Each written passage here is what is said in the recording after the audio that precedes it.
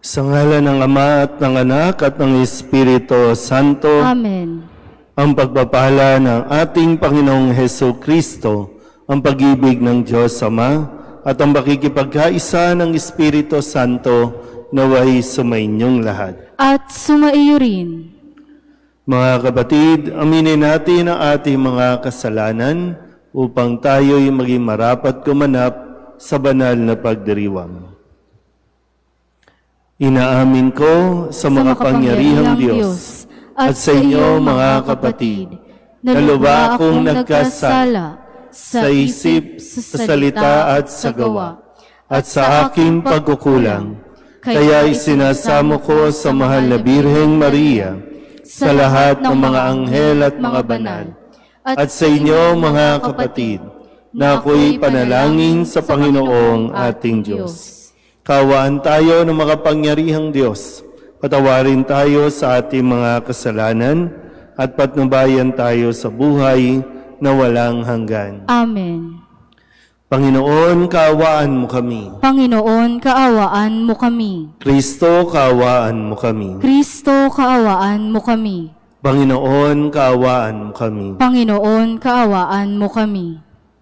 Manalangin tayo. Ama naming makapangyarihan, lingid sa aming paningin ang mga inihanda mo para sa mga nagmamahal sa iyo.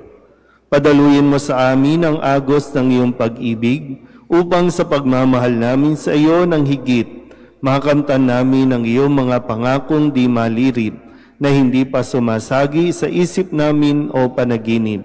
Iniluluhog namin ito sa pamamagitan ni Jesucristo kasama ng Espiritu Santo, magpasawalang hanggan. Amen. Pagbasa mula sa aklat ng mga hukom. Noong mga araw na iyon, ang mga Israelita ay gumawa ng masama sa Panginoon. Naglingkod sila sa mga Baal. Tinalikdan nila ang Panginoon, ang Diyos ng kanilang mga ninuno, at siyang nag-alis sa kanila sa Ehipto. Naglingkod sila at sumamba sa mga Diyos-Diyosan ng mga bayan sa paligid. Kaya nagalit sa kanila ang Panginoon. Tinalikdan nga nila ang Panginoon at naglingkod sa mga Baal at kay Astarot. Dahil dito, nagalit ang Panginoon sa Israel. Kaya sila'y pinabayaan niyang malupig ng kaaway at samsam ng kari-arian. Tubuhi silang makikipagdigma. Ipinalulupig sila ng Panginoon tulad ng kanyang sumpa. Ano pa't wala silang kapanatagan. Ang Israel ay binigyan ng Panginoon ng mga hukom upang magtanggol sa kanila. Ngunit hindi nila pinakinggan ang mga ito. Tinalikdan nila ang Panginoon at naglingkod sa mga Diyos-Diyosan. Lahat ng hukom na inilagay ng Panginoon ay tinulungan niya upang iligtas sila sa kanilang mga kaaway. Nababagbag ang kanyang kalooban dahil sa kanilang mga daing, bunga ng hirap na dinaranas nila. Ngunit pagkamatay ng hukom na inilagay niya, ang mga Israelita ay nagbabalik sa pagsamba sa mga Diyos-Diyosan. Higit pa sa kasamaan ng kanilang mga ninuno ang kanilang ginagawa. Hindi nila maiwan ang kanilang kasamaan. Ang salita ng Diyos. Salamat sa Diyos. Panginoong masintahin, ang bayan mo'y gunitain. Panginoong masintahin, ang bayan mo'y gunitain. Di nila nilipol yaong mga taong naroon sa Kanaan. Bagaman at ito'y inutos ng Diyos na dapat gampanan. Sa halip na sundin ng utos ng Diyos, bagkus nakisama, at maling gawain ng mga pagano ang sinunod nila. Panginoong masintahin, ang bayan mo'y gunitain. Ang Diyos-Diyosan ang sinamba nila at pinaglingkuran. Sa ginawang ito, sila ang nagkamit ng kaparusahan. Pati anak nilang babae at lalaki inihaing lubos. Sa Diyos-Diyosan, mga batang ito ay dinlang handog. Panginoong masintahin ang bayan mo'y gunitain. Ang sarili nila yaong nadungisan sa iyong ginawa. Sa Panginoong Diyos, sila ay nagtaksil at pawang sumama. Itong Panginooy nagpuyos ang galit sa mga hinirang. Siya ay nagdamdam sa ginawa nilang pawang kataksilan. Panginoong masintahin ang bayan mo'y gunitain. Hindi namin minsan, marami ng beses iniligtas sila. Naghimagsik pa rin, kaya naman sila'y lalong nagkasala. Gayunman, hindi rin siya tinitiis pag nananambitan. Dinirinig niya't sa taglay na hirap, kinahahabagan. Panginoong masintahin ang bayan mo'y gunitain.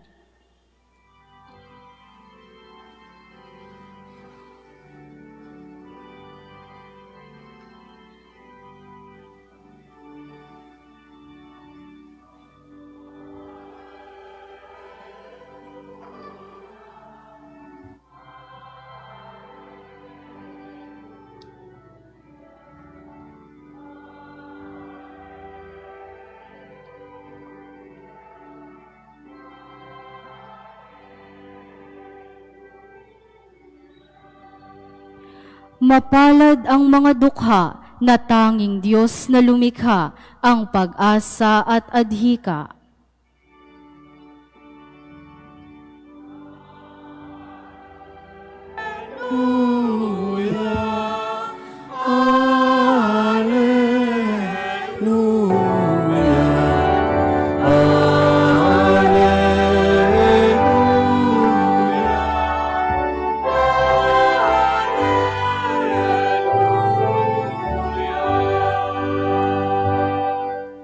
Sumainyo ang Panginoon. At sumaiyo rin. Ang mabuting balita ng Panginoon ayon kay San Mateo. Papuri sa iyo, Panginoon. Noong panahong iyon, may isang lalaking lumapit kay Jesus at nagtanong, Guro, ano pong kabutihan ang kailangan kong gawin upang magkamit ng buhay na walang hanggan? Sumagot si Jesus, bakit mo ako tinatanong kung ano ang mabuti? Iisa lamang ang mabuti. Kung ibig mong magkamit ng buhay, sundin mo ang mga utos.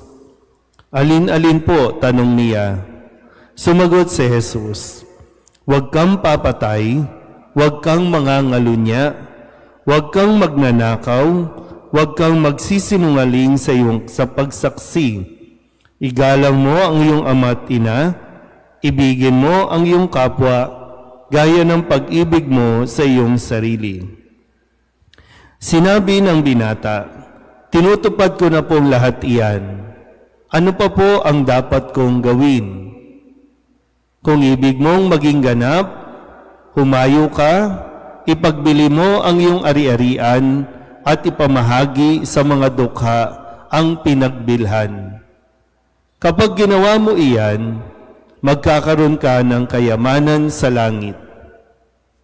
Pagkatapos, bumalik ka at sumunod sa akin. Sagot ni Jesus. Pagkarinig nito, malungkot na umalis ang binata sapagkat siya'y napakayaman. Ang mabuting balita ng Panginoon. Pinupuri ka namin, Panginoong Hesukristo. Isang magandang gabi po sa inyong lahat. Ngayon po ay Lunes ng ika-20 linggo sa karaniwang panahon. Mayroon pong isang tanong na ibinigay kay Jesus ng isang lalaking napakayaman. At ang tanong niya ay, ano pong kabutihan ang kailangan kong gawin upang magkamit ng buhay na walang hanggan? Naiisip ba natin ito? Kung yung usapin tungkol sa buhay na walang hanggan, naiisip ba natin o iniisip ba natin kung tayo ba ay makakapasok sa langit, makakarating sa langit. Kasi pag sinabing langit, buhay na walang hanggan. Pag sinabi namang impyerno, buhay na walang hanggang paghihirap. Buhay ka, pero habang buhay kang naghihirap. Sa langit, buhay ka at talagang yung buhay ay mararanasan mo ng walang hanggan. So sabi ng lalaki, o ang tanong ng lalaki, paano po magkakamit ng buhay na walang hanggan? Mabuting tao yung lalaki.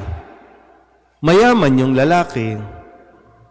Mayaman na mayaman yung lalaki. Pero bakit sa kabila niyan, ang tanong niya ay, paano magkakamit ng buhay na walang hanggan? Kasi yung katotohanan, hindi natin masusuhulan o hindi natin mabibili ang langit. Kasi yung katotohanan din, ang lahat ng naipundar natin, lahat ng kayamanan natin, iiwan yan dito. Ang inaasahan lang, yung mga kayamanan na yan ay makatulong nawa sa atin na magkaroon ng buhay na walang hanggan. Sa tingin niyo po. Kasi baka yung, ano bang status mo ngayon? Ikaw ba'y mayaman na? O ikaw ay gusto pa ring yumaman?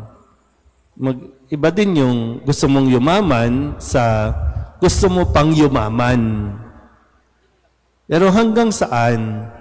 Kasi walang katapusan ang hangarin ng tao na maging mayaman. Walang katapusan yan. Yung dati, akala mo okay ka na meron kang 1 milyon. Pero nung nagkaroon ka ng 1 milyon, parang gusto mo 2 milyon. Gusto mo 10 milyon. Gusto mo bilyon na. Pero hindi natatapos. Ano ba, kumpara natin, magkano ang pera mo ngayon? Gusto mo pa ng marami? Gusto mo pa dagdagan? Bakit yung mga may bilyon na? Ngayon gusto pa rin ng bilyon. Gustong madagdagan na madagdagan. So walang katapusan. Pero hindi natin sinasabing masama yun. Ang sinasabi lang, katulad ng payo ni Jesus doon sa lalaki, kung gusto mong magkamit ng buhay na walang hanggan, kung tutusin, hindi pa yun eh. Kasi ang sabi niya, kung gusto mong maging buhay, magkamit ng buhay. Ang sabi ni Jesus kung gusto mong magkamit ng buhay, sabi niya, ipagbili mo ang iyong ari-arian at ipamigay sa mga nangangailangan. So, paano to? Anong gagawin natin? Sister Sally, pamigay mo na daw. Di ba? Nahihirapan tayo. Pero hanggat hindi tayo nagle-let go, tandaan niyo po yan, darating ang araw na wala kang magagawa kundi bitawan ang mga yan. Yun nga lang, bibitawan mo ba ng maluwag sa loob o bibitawan mo lang ng ang bigat sa kalooban?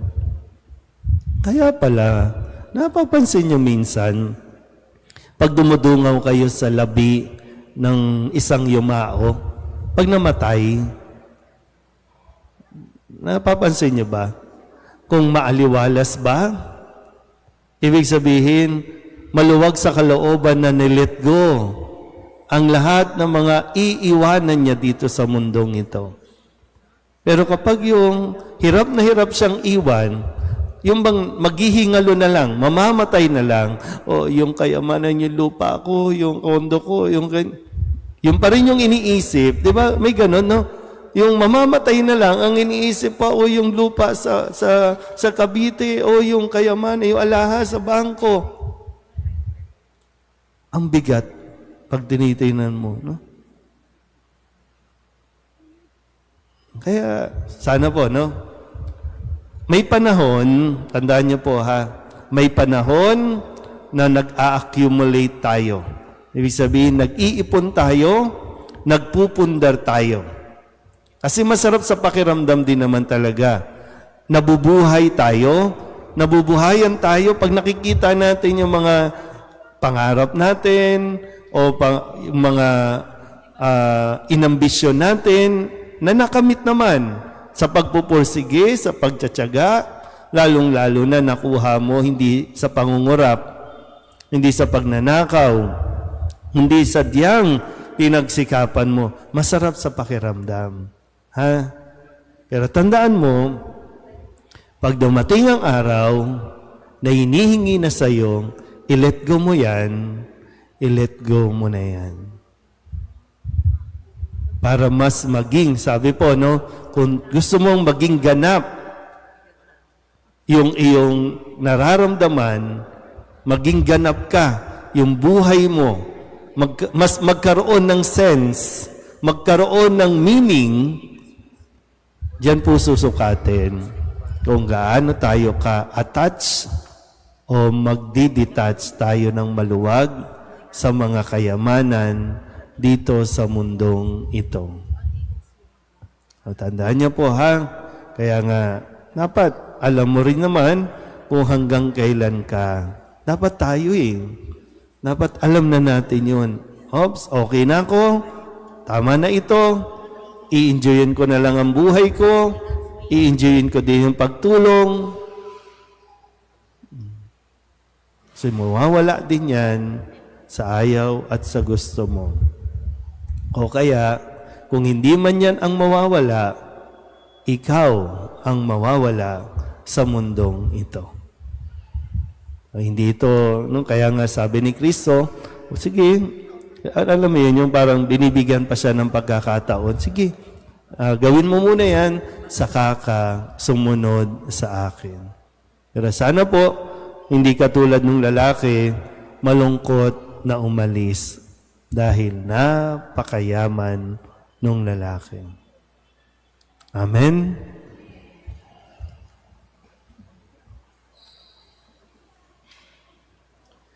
Hinahamon tayo ni Hesukristo na ipagpalit ang mga material na kayamanan ng mundong ito sa kanyang walang hanggang karunungan.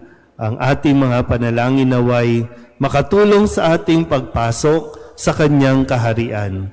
Ang ating pong itutugon, ikaw ang pamana sa amin, O Panginoon. Ikaw ang pamana sa amin, O Panginoon.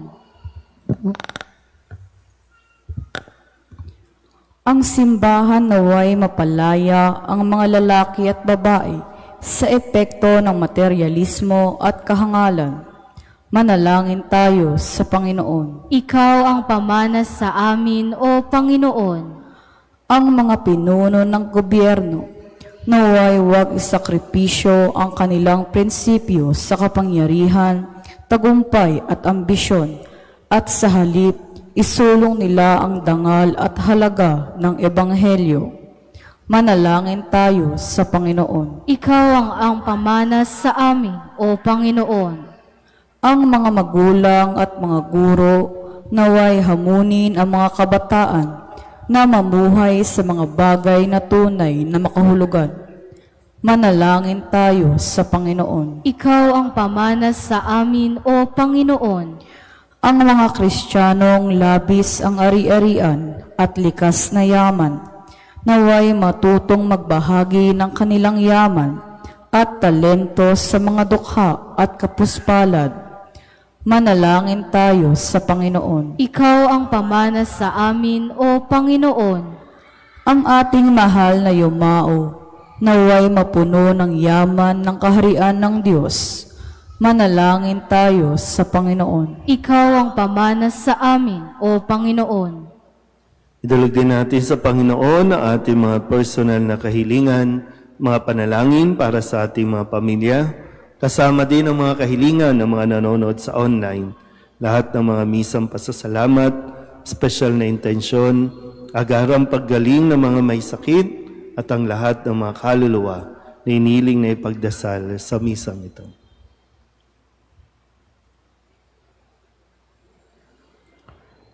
Ang lahat ng ito iniling namin sa ngalan ni Kristo, ang aming Panginoon. Amen.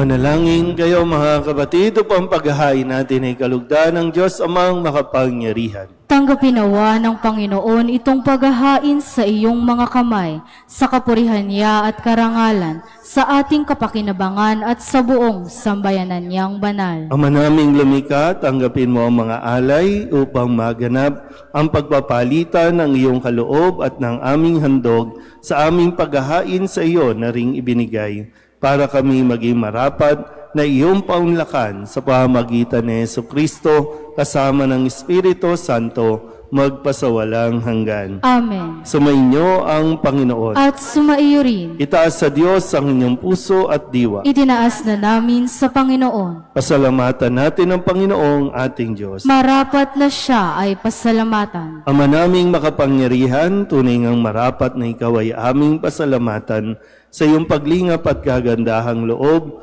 Ang tao'y nilikha mo at pinangangasiwa sa sansinukob. Sa hangad mong siya'y iwastong lubos, siya'y pinagdusa mo sa kanyang pagtalikod. Sa iyong paggiliw, iyong ipinahintulot na makabalik siya sa pamamagitan ni Kristo Jesus. Kaya kaysa ng mga anghel na nagsisiawin ng papuri sa iyo, nang walang humpay sa kalangitan, kami nagbubunyi sa iyong kadakilaan.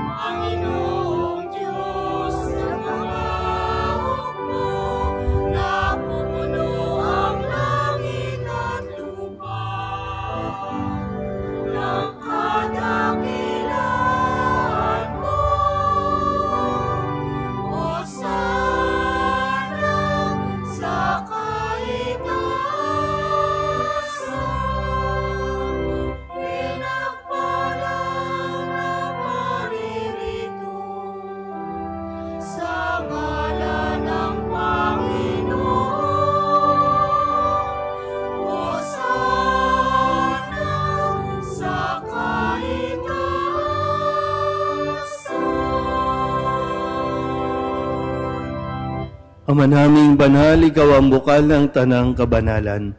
Kaya't sa pamamagitan ng iyong Espiritu, gawin mong banal ang kaloob na ito upang para sa aming maging katawan at dugo ng aming Panginoong Hesu Kristo. Bago niya pinagtisang kusang loob na maging handog, inawakan niyang tinapay, pinasalamatan kaniya. Pinaghati-hati niya iyon, iniabot sa kanyang mga alagad at sinabi, "Tanggapin ninyong lahat ito at kanin, ito ang aking katawan na ihahandog para sa inyo."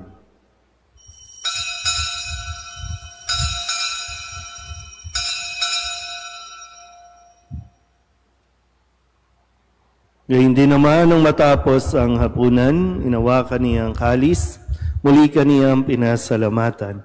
Iniabot niya ang kalis sa kanyang mga alagad at sinabi, "Tanggapin ninyong lahat ito at inumin. Ito ang kalis ng aking dugo ng bago at walang hanggang tipan. Ang aking dugo na ibubuhos para sa inyo at para sa lahat sa ikapagpapatawad ng mga kasalanan. Gawin ninyo ito sa pag-alaala sa akin."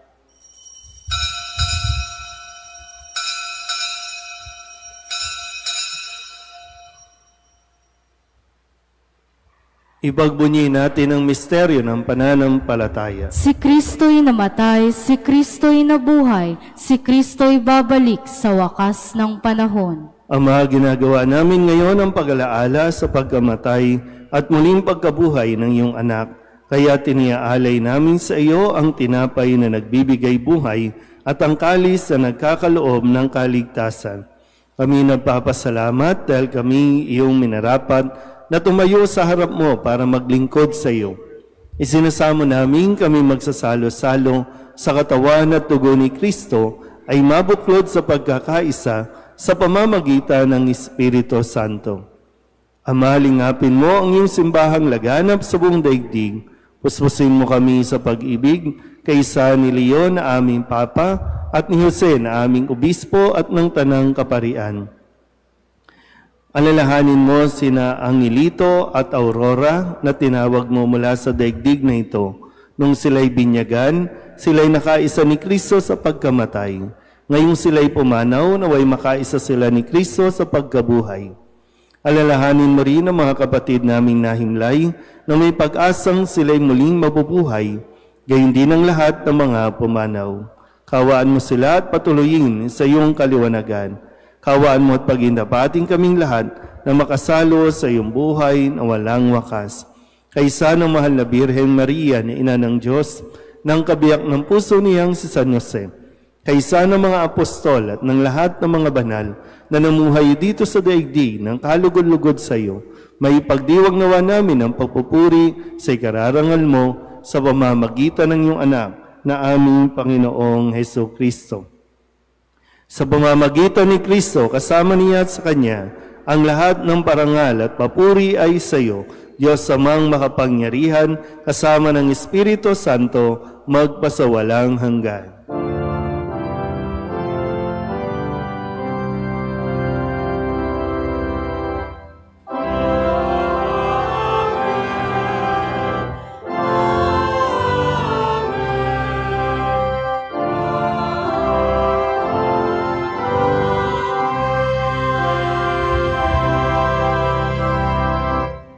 Sa tagabili ng manakagagaling na utos at turo ni Jesus sa Panginoon natin at Diyos, ipahayag natin ang lakas loob.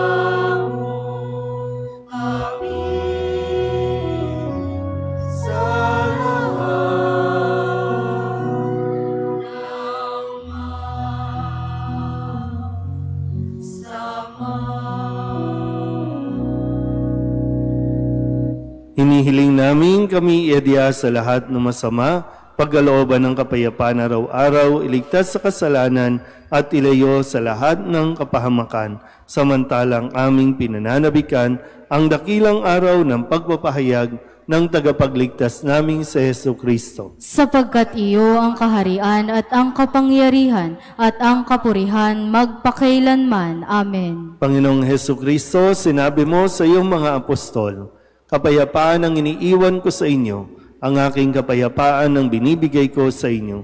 Tunghayan mo ang aming pananampalataya at huwag ang aming mga pagkakasala.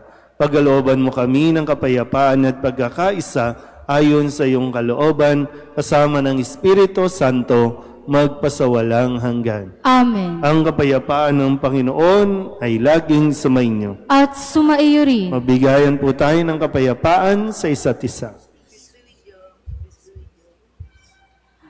Kordero ng Diyos na nag-aalis ng mga kasalanan ng sanlibutan, maawa ka sa amin.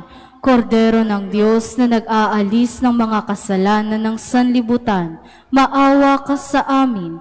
Kordero ng Diyos na nag-aalis ng mga kasalanan ng sanlibutan, ipagkaloob mo sa amin ang kapayapaan. Ito ang kordero ng Diyos. Ito ang nag-aalis ng mga kasalanan ng sanlibutan. Mapalad ang mga inaanyayahan sa kanyang piging. Panginoon, hindi ako karapat-dapat na magpatuloy sa iyo, ngunit sa isang salita mo lamang ay gagaling na ako.